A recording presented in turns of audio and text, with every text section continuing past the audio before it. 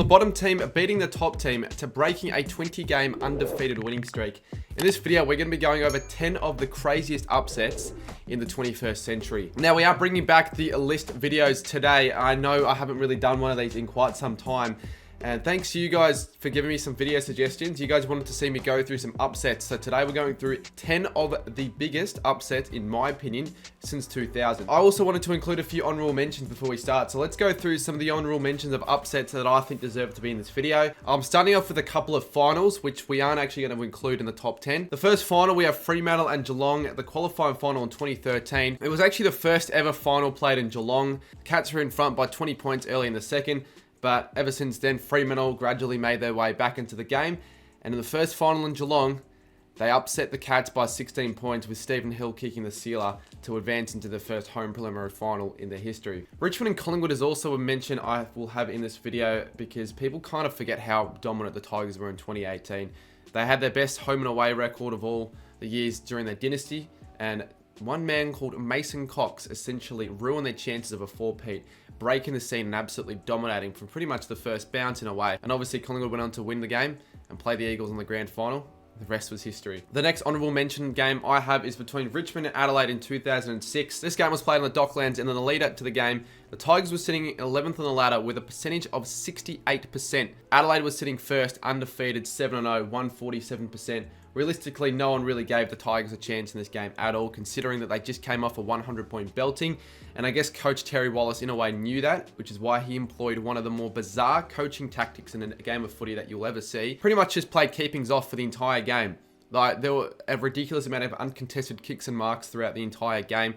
You watch the highlights or the full game replay if you get the chance to, and it was absolutely insane the way the game was played. A record 181 marks were taken throughout the game, which was a record still to this day. And despite the boos from a crowd, even from some of the Richmond supporters, it was enough for Richmond to hold on, win the game by 3 points. Yeah, it was one of the craziest results, probably the upset of the year in 2006. Another honourable mention game, which is a little bit stiff not to make the actual list, was North Melbourne and St Kilda in 2009. St Kilda just came off their first loss of the season after going 19-0, whereas North Melbourne, they really didn't do much at all that year, sitting 13th with 5 wins. This was like a round 21 clash. I remember leading into this fixture, although we lost to Essendon, I was expecting a pretty comfortable result.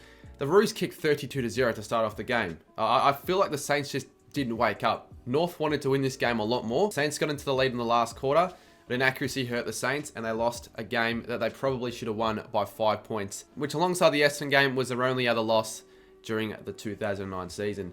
And the final honourable mention I've decided to include might not be the most dramatic pre-game odds-wise, but I think it's safe to put this in the list just because of the circumstances in the lead-up. So Essendon v Melbourne 2016, round 2. Essendon infamously had the season from hell and away for them because they lost all of their players due to the, obviously the drug saga and all that. Round 1 the week before, the Bombers lost by over 10 goals against a terrible Gold Coast side. And again, not tipped to win a single game all year. Essendon shocked the competition by staying in touch with a middle-ly ranked Melbourne side and eventually kicked the final 3 goals to the game to hit the lead, thanks to Darcy Parish's sealer, which gave him a win after round 2 when no one expected him to win a single game. Alrighty, now that the honourable mentions are out and done with, let's go through the actual list, the actual top 10, starting with 10th position.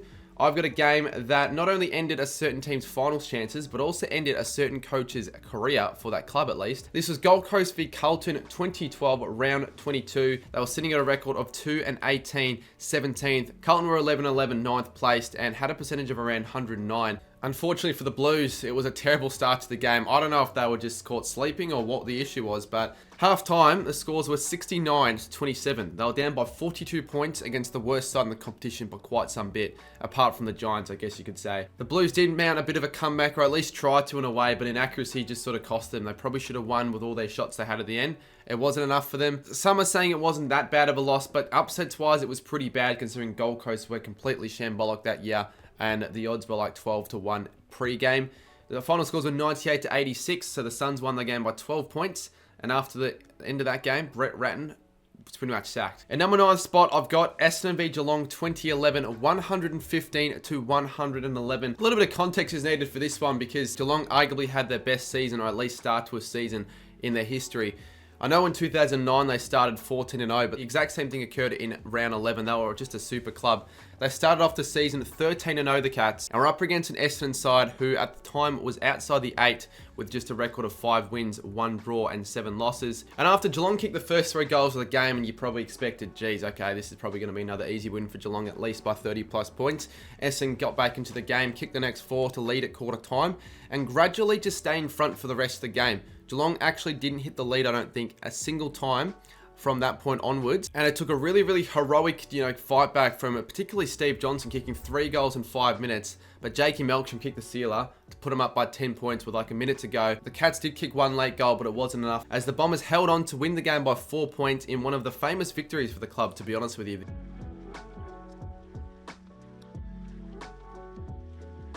Now, next up, we've got the earliest game on this list. This is between Essendon and the Western Bulldogs in the year of 2000.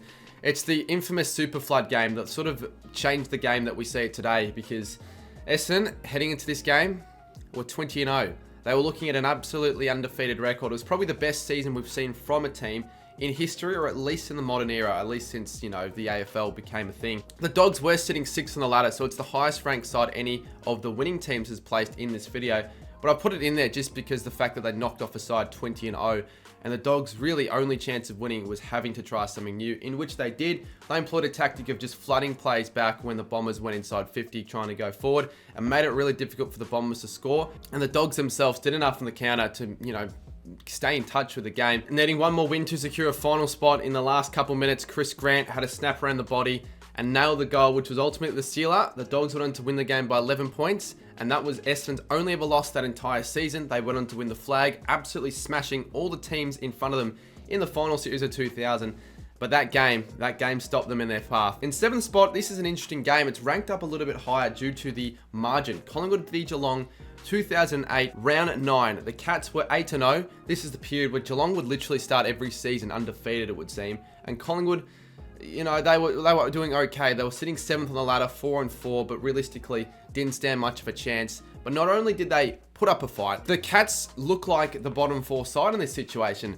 Collingwood went on to win this game by 84 points on a Friday night, with Cloak kicking 3 goals in the second quarter. Not only was this their first loss by the Cats this season, it was their only loss apart from the grand final in 2008. They went 21-1 that season. In 6th spot, I've got GWS and Sydney, round 1, 2014. Now, in the year prior for the Giants, they finished 13th with a record of 1-21. Of course, we all know Sydney during this time, the 2013, 14, 15, they consistently made top 4 appearances. I remember the Giants were down by 24 points at some stage in the second, but the Giants just started to kick some goals and get back into the game. It was a close game, competitive for 3 quarters, honestly, until the last, which was crazy the way the game finished for the Giants. They kicked 6 goals in the last quarter, the only 6 goals of the quarter. The Swans were goalless, and they kicked the last 7 goals of the game to not only win against Sydney, their first, I would say, real win against a good side, but win convincingly. It was a 32-point win. And it's not like the Giants were any better that year. They were slightly improved, but they still finished 16th with a record of 6-16, as opposed to Sydney, who went on to finish first and make a grand final only to lose. Now, before we get into 5th spot, hopefully you've been enjoying this video up until this point, and if you are, feel free to hit the subscribe button. We are on track to try and hit 32k subscribers by the end of the month and 45k by the end of the year. So with more footy content like this to come, a subscribe will be massive, but I won't waste any more time as we'll get right back into the top 10 list. I've got a more recent game in 2017 between North Melbourne and Adelaide. North Melbourne, they were sitting 1-5, 15th. They were a pretty average side, not expected to do anything. Adelaide were absolutely dominant in 2017. And they started the season again undefeated 6-0. So I was thinking maybe the North make a little bit of a challenge seeing it's a Tassie, but I realistically thought Adelaide were going to do what they normally do against the poor sides and put them away. It couldn't have been any more from the opposite. That first quarter was one of the craziest quarters of footy I think I've seen from any club in AFL history. 64-0.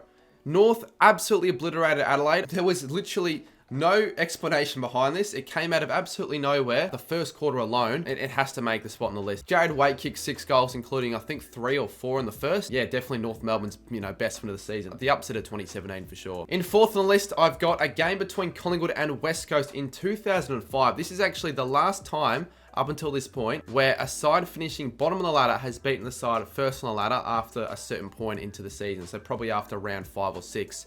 This is round 9 of the 2005 season. Despite it being at the MCG, a home game for Collingwood, yeah, no one really expected him to do much in this game. Everyone would have assumed West Coast would go on and win this one comfortably, given that this was a year that they ended up finishing, you know, in the top 2, made the grand final. But it wasn't really the case. I mean, West Coast started the game off as a better side. They were up by 2 goals in the first quarter, the second quarter, and in the last quarter, they saw themselves up by 14 points, and people thought, despite Collingwood's very impressive performance to stay within touch, West Coast were probably going to run away with it. Unfortunately, though, for West Coast, that wasn't the case at all. Collingwood kicked the last 4 goals of the game and 7 of the last 8 goals of the match to end up winning the game by a comfortable margin, 23 points. Next up, we've got in third position, this game was between Sydney and Gold Coast. According to some sources, this is considered the biggest upset of all time when you consider odds, because some betting agencies were paying out as much as $17 for Gold Coast to win this game. But not just that, the Suns were off the back of 11 losses in a row.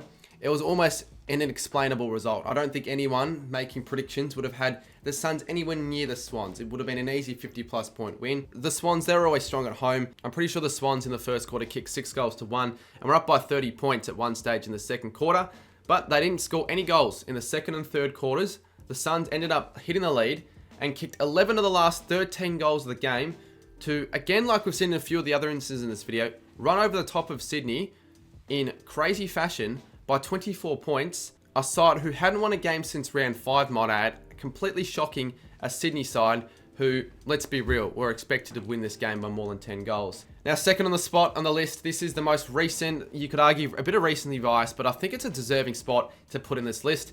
This was in 2023, round 23, between the Western Bulldogs and West Coast, where West Coast won the game by 7 points in incredible fashion, to be honest with you. Like, the odds for this game, at least that I can remember, were $15 on Sportsbet, and I thought 100%. I watched this game knowing that they wouldn't have won, but I just watched it to see what would happen.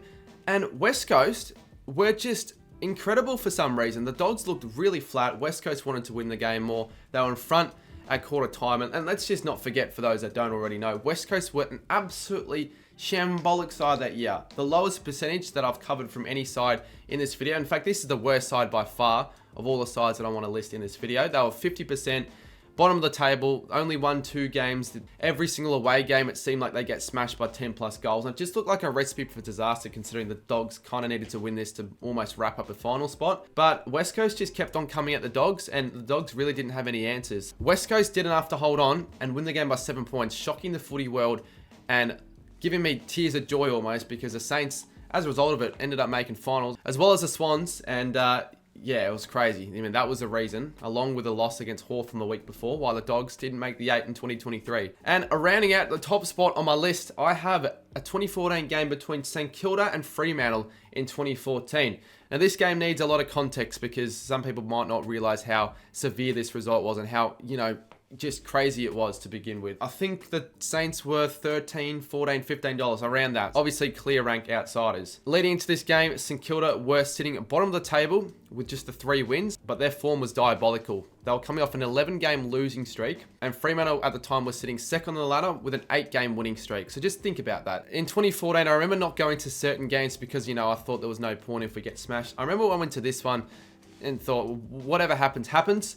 And what happened was absolutely unbelievable. The Saints kicked the first 4 goals of the game and didn't look like stopping ever since. Exploding off the chain, they recorded 100 before 3/4 time. And whilst they ended up winning the game, as you can see on screen, by 58 points, which is exactly why this is on the list. The fact that they not just won, but by that much, when Freo had a fully fit list pretty much.